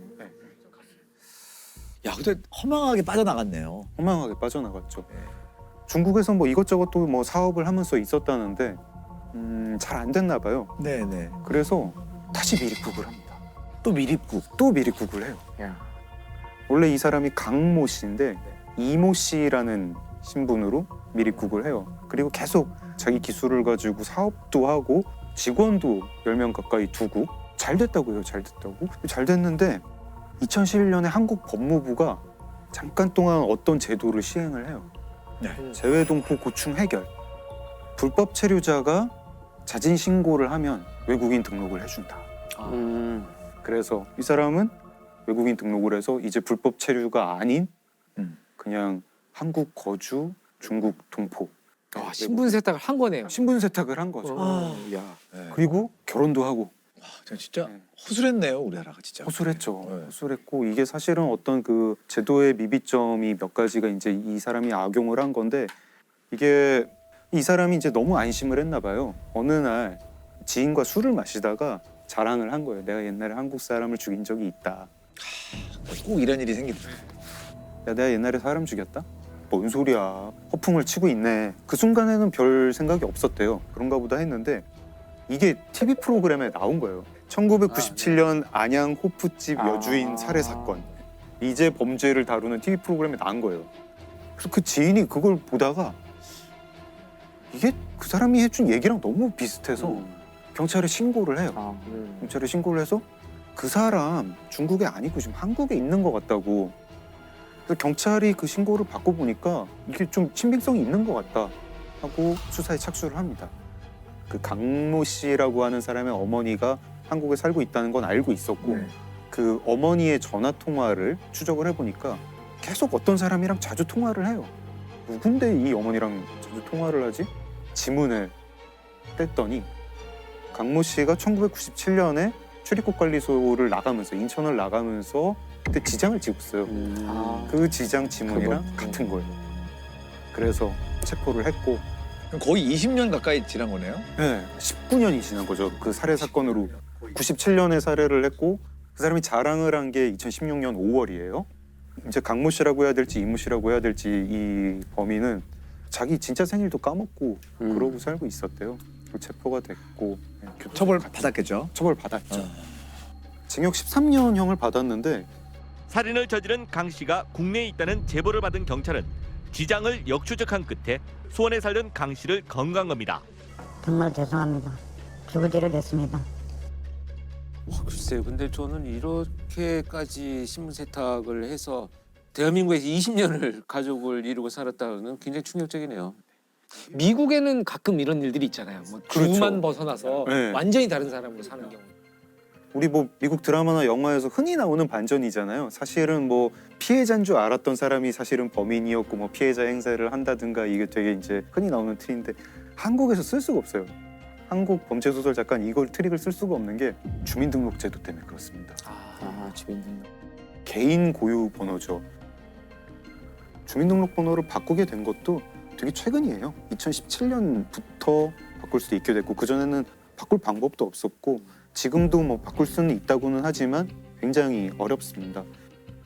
그리고 그 주민등록증 받을 때 10손가락 지문은 다 찍고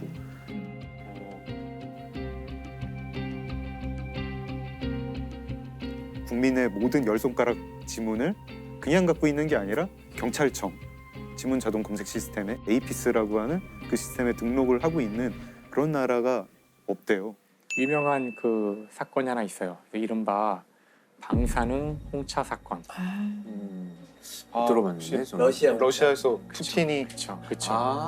진짜 거기는 떠드는 얘기만 보면 대통령이 직접 홍차 한잔 할까요? 이런 식으로.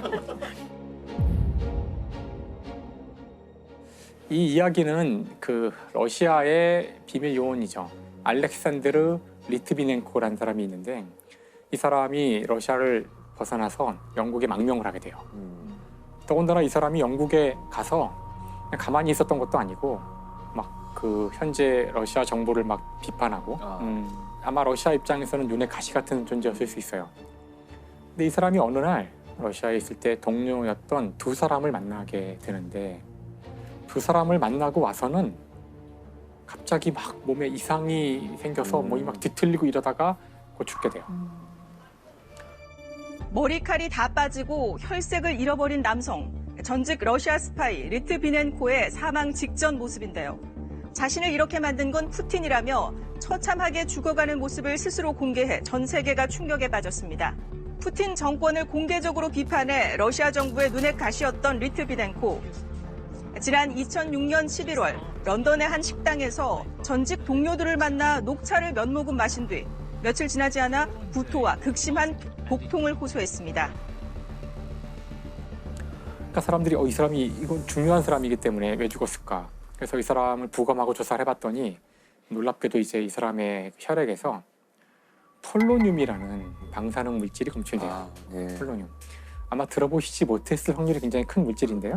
폴로늄. 그 일반적으로는 존재하기가 거의 힘든 인공적으로 만들어지는 방사능 물질이에요. 이것도 화학 기호가 있나요? PO, 폴로늄. 그래서 폴로늄은 언제 이게 저희가 그 공부하다가 듣게 되냐면은 퀴리 부인 할 때 얘기가 나와요. 퀴리 부인. 네, 퀴리 부인이 먼저 폴로늄에서 폴로늄을 추출하고 방사능 물질, 그 다음에 나중에 라듐을 추출하게 되는데 폴로늄을 폴란드. 붙인 이유가 그렇죠. 조국. 폴란드에 이름을 붙인 거예요. 이 방사능 물질 폴로늄을 살인 도구로 썼다는 뜻은 이건 전 세계 몇 개의 나라밖에 할 수가 없는, 그것도 네. 최고위 어떤 그 정보부라든가 이런 데서밖에 할 수 없는 그런, 평소에 보통 사람들은 얻어낼 수 없는 물질이라는 거죠. 얻어낼 수 없어요. 우리 여러분 접근할 수도 없고 이거 볼 수도 없어요. 일반적으로는. 뭐 하니까 뭐 다른 독극물을 써도 되는데 굳이 그걸로 죽인 그럼 이유가 우리가 죽인 거 맞아라는 거 은근히 알리는 거죠. 네. 보복한 거야. 까불지 그렇죠. 말아요. 그렇죠. 결국 2016년 영국 정부는 그 러시아의 푸틴이 이 살인 사건의 배후에 있는 것 같다라고 공식 발표하게 됩니다. 푸틴 러시아 대통령이 10년 전에 발생한 러시아 스파이 독살 사건을 직접 승인했을 것이라는 보고서가 영국에서 나왔습니다. 원자로에서 만들어지는 방사성 독극물 폴로니엄 210을 러시아 정부의 개입을 보여주는 증거로 꼽았습니다. 조사팀은 리트비넨코 살해 작전이 러시아 연방보안국과 푸틴 대통령에 의해 승인됐을 것이라고 결론 내렸습니다.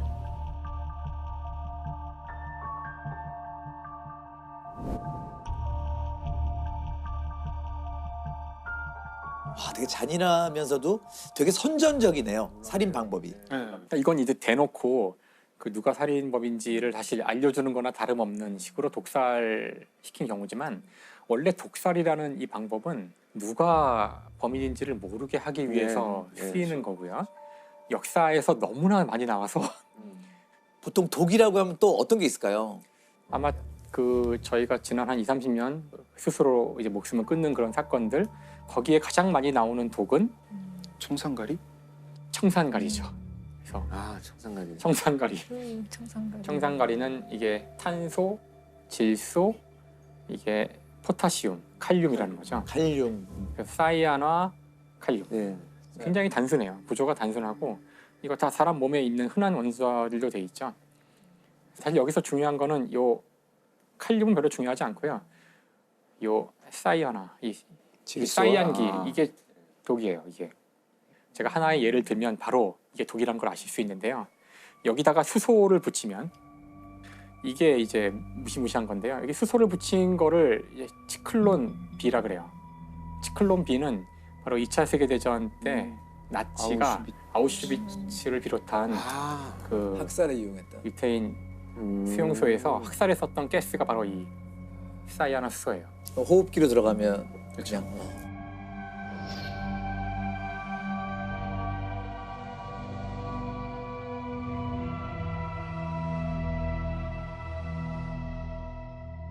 이게 얼마나 효율적인 독인지는 이미 2차 세계대전 때 검증이 된 거죠. 그래서 이게 사실 몸에 들어오면은 이게 그 어떤 역할을 하냐면은 사람의 몸의 세포에는 미토콘드리아라는 게 있어요. 미토콘드리아는 쉽게 얘기해서 에너지 공장이에요. 그 산소와 음식물을 결합하는 그 반응이 일어나는 곳이 바로 미토콘드리아인데요. 이게 들어가면은 미토콘드리아가 산소를 처리하지 못하게 만들어요. 그러니까 아무리 내가 숨을 쉬어서 산소를 세포로 보내도 사실상 세포는 산소가 없는, 그러니까 세포가 질식해서 죽게 되는 거죠. 그렇게 돼요. 그래서 이게 그 사망하신 분들을 보면 이제 마치 질식사의 어떤 그 흔적처럼 아무리 숨을 쉬어도 산소는 가지 않아요. 세포로 가서 아무 역할을 못해요. 네, 그러니까 무서운 거죠. 여기서 그래서 우리가 한번 질문을 던져볼 수 있는 게 과연 독이란 무엇인가? 독 이런 질문을 해볼 수 있거든요. 사실 이런 많은 독들이 어디서 오냐면은 식물에서 많이 와요. 식물. 그렇죠. 그럼 왜 식물은 독을 만들까? 이런 생각을 해볼 수가 있어요. 자기를 보호하기 위해서. 동물은 위험에 처하면은 도망가면 되거든요. 근데 식물은 위험에 처하면 어떻게 할 수 있을까요? 도망갈 수가 도망갈 수가 없으니까 없죠. 그 자리에 있어야 사실 되니까. 모든 식물은 기본적으로 다 독을 만들어요.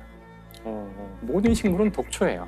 그러니까 이것이 독이다 아니다라는 기준은 단지 우리가 그 식물이 만든 독을 감당할 수 있느냐는 거고, 근데 그것도 감당한다는 거지 결국은 독이에요. 그러니까 그것도 양이 어느 이상 되면은 감당 못해요. 저희가 한번 다뤘지만 에탄올 같은 경우는 식물이 아니라 균이 만드는 독이죠. 효모균. 그렇죠. 그러니까 이런 것들은 독이기 때문에 근본적으로 우리 몸에 들어왔을 때 뭔가 마비를 시켜요. 네. 특히 동물을 대상으로 할 때는 신경계에 마비를 줘서 뭔가 신경이 약간 작동 안 되게 만드는데 우리 같은 큰 동물은 조금 먹어도 그 정도 마비는 기분이 좋은 거야. 적당히 마비가 되거나 그래서 우리가 그거를 이제 그 기분이 좋게 하거나 그런데 먹는 것뿐이지 기본적으로는 다 독이에요. 그래서 뭐 카페인, 니코틴 이런 거 다 독이에요. 그렇죠. 2007년 9월 1일에 밤 10시경에 그 딸이 밤 10시가 되도록 연락이 안 되니까 한 어머니가 이제 실종 신고를 합니다. 그런데 경찰이 수사를 해보니까 이제 대학에 다니고 있던 이 딸이 같은 과에 있는 남자친구하고 같이 이제 보성 지역을 이제 여행을 하고 있는 것이 이제 흔적이 발견이 됐습니다. 이제 8월 31일에 마지막 CCTV를 보니까 실종이 된 여성 A와 남자친구 B가 숙소에서 같이 나와가지고 바닷가 쪽으로 가는 뒷모습이 찍혀 있습니다. 그 이후로 둘 다 실종이 됐어요. 둘 다 없어요. 네. 그래서 이제 그 수색을 하고 있던 중에 A 여학생이 시신으로 발견이 됩니다. 그래서 이제 살인 사건으로 수사를 전환을 하고 남자친구의 행적을 조사를 하고 있던 중에 결국은 이 남자친구도 시신으로 발견이 되어버렸습니다. 이 남자친구가 굉장히 건장한 체격을 갖고 있어요. 그런데 양쪽 발목이 골절 상태처럼 발목이 양쪽이 되어 있고 뭔가 이렇게 깊이 상처가 패인 것처럼 발견이 됐습니다. 그래서 이제 수사가 전개되고 있던 중에 9월 25일에 놀러 온 두 여성이 있었는데 또 시신으로 발견이 됐습니다. 다 보성에서요? 그렇죠. 그 장소 근처 이제 인근 해안이죠. 인근 해안에서 이제 경찰이 거기서 수사를 하고 있는데 시신이 또 발견이 되는. 그렇죠. 수사를 하고 있는데 또 두 명의 시신이 발견이 된 거죠. 이건 뭐 사고사라고 하더라도 우연히 20일 만에 두 팀이 시신으로 발견된다는 건 이해하기 어려운 사건인데 크지도 않은 마을에. 그렇죠.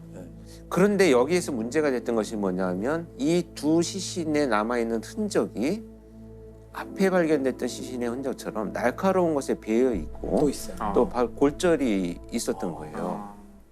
그리고 심지어 이제 이 두 분의 피해자들은 좀 멍이 있었고 누군가한테 이제 맞은 흔적이 나타났기 때문에 연쇄적으로 벌어진 사건으로 판단을 하고 이제 수사를 전환을 하게 됩니다. 그래서 그 1차, 2차 사건의 영화성을 찾다 보니까 한 가지 공통점을 발견을 했습니다. 이 1, 2차 사건의 피해자들이 모두 어떤 선박에 타고 있었다라는 것이 이제 밝혀졌다는 거죠. 이제 첫 번째 사건에서는 이 여학생이 119에 4번이나 통화를 시도한 흔적이 경찰이 발견을 했어요. 근데 2, 3초 만에 끊습니다. 뭔가 얘기를 하지 않고. 근데 통화 녹음된 거 들어보니까 모터 소리가 들리는 거예요. 그래서 누군가의 배에 지금 타고 공격을 당했다는 것으로 추론을 해나가기 시작을 합니다. 해상 연쇄 살인 사건의 첫 피해자인 대학생 추모 양이 119에 4차례 전화한 것은 지난 8월 31일. 조 양은 당시 119에 전화한 뒤 아무 말도 하지 않았지만 배의 엔진 소리인 기계음이 들렸습니다. 그러다 보니까 누군가의 배에 타고 있었다라는 것이 이제 짐작이 되고, 두 번째 사건에서는 두 여성이 이제 바닷가를 산책을 하고 있는데 한 여성이 내가 갑자기 남편한테 전화를 좀 해야 되는데 전화기가 없어서 그러니 전화기를 빌려주세요라고 자기 남편하고 통화를 합니다. 그리고 고맙다고 인사를 하고 갔어요. 근데 이 두 분이 어느 정도 시점이 지난 상황에 전화기를 빌려줬던 피해자들로부터 배에 갇힌 것 같다, 경찰 보트를 불러달라라고 하는 문자를 받고 경찰에 신고를 합니다. 그래서 누군가의 배에 지금 타고 지금 공격을 당했다는 것으로 추론을 해나가기 시작을 합니다. 그러던 중에 이제 그 탐문을 하다 보니까 그 마을에 70대 노인이 계신데 이 사람이 누군가 젊은 친구들을 좀 태우는 걸 봤다라는 진술을 확보를 합니다. 그래서 한 배를 찾아요, 결국. 그래서 찾아가지고 거기에서 20대 여성들의 물건들을 찾습니다. 뭐 유력하네요.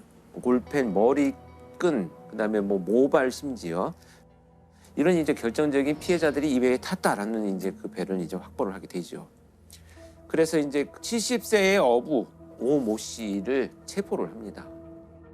그런데 이 두 번째 피해자 C와 D의 여성 피해자들의 증거물만 나왔기 때문에 이 1차 사건에 대해서는 끝까지 부인을 하고 있었던 상황이긴 했는데 재판이 진행되던 중에 이 소위 쌍끌이 배가 있잖아요. 두 배가 같이 가면서 그물을 연결을 해가지고 양쪽으로 쌍으로 바닥을 끌고 가거든요. 이 배가 건진 물건이 뭐냐 하면 A와 B가 찍었던 디지털 카메라를 빠뜨린 것을 건졌어요. 그것을 건져가지고 이 두 피해자가 그 범인과 같이 탄 배에 있는 사진이 찍혀 있는 것이 복원이 됐습니다. 그러니까 뭐 결정적인 증거로 그런 것들을 가지고 추궁을 했더니 이제 결국 자백을 합니다. 성범죄를 저지르려고 했는데 피해자들이 저항을 해서 살해를 했다 이렇게 이제 자백을 합니다. 지난 한 달 새 전남 보성 앞바다에서 잇따라 숨진 채 발견된 20대 남녀 4명은 모두 배를 태워준 70대 어부에 의해 살해된 것으로 드러났습니다. 성추행을 하려다 실패하자 저지른 범행이었습니다. 앉아보고 싶어서요? 누구를요? 이게 어떤 식으로 이 범행이 이루어졌을까요? 왜냐하면 한 피해자는 건장한 남성이기도 했고. 제가 이제 어떤 일이 있었는지 좀 구체적으로 설명을 들어보겠습니다. 바닷가를 산책하고 있는 이 남녀 대학생한테 이 범인 오모 씨는 자기가 먼저 제안을 합니다. 근데 그냥 배에 태워줄게. 그래서 조업을 하는 곳으로 나가서 그때 와서 이제 추행을 하려는 시도를 합니다. 그러니까 이제 말도 안 되는 상황이 정리가 되는 거죠. 그랬더니 남 학생이 저항을 하니까 밀쳐서 바다에 빠뜨립니다. 빠뜨리고 올라오지 못하도록 어구인 이 사카떼로 남성을 내리쳐서 계속 공격을 하는데요. 이 사카떼라고 하는 것이 이제 부표를 끌어당길 때 쓰는 뾰족한 고리가 달려있는 어구입니다. 그러다 보니까 이제 그런 상처가 남게 된 것이죠. 이 2차 사건 당시에 놀러 온 여성들이 오니까 또 같은 방식으로 내 배를 태워줄게 해서 바다 한가운데서 똑같은 방법으로 성추행을 시도를 하니까 피해자들은 저항을 당연히 하실 거고 1차 사건처럼 똑같은 방법으로 피해자를 물에 빠뜨려서 살해하는 수법으로 범행을 저질렀습니다.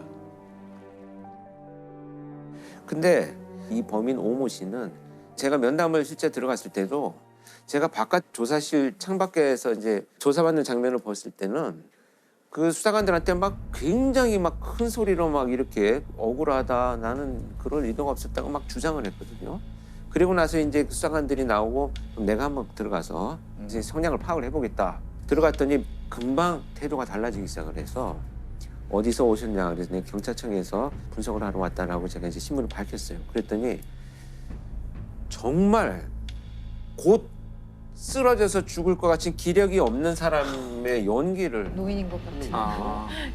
몸을 흔들기 시작하면서 내가 이렇게 힘이 없는 사람이 어떻게 그 젊은 처자들을 그렇게 하겠느냐라는 얘기만 30분 동안을 하길래 비겁한 사람이네요. 정말 이건 안 되겠구나.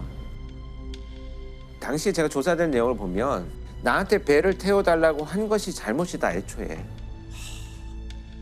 공짜로 태워달라고 한 사람들이 문제다. 전형적으로 사이코패스들이 갖는 자기중심적인 사고죠.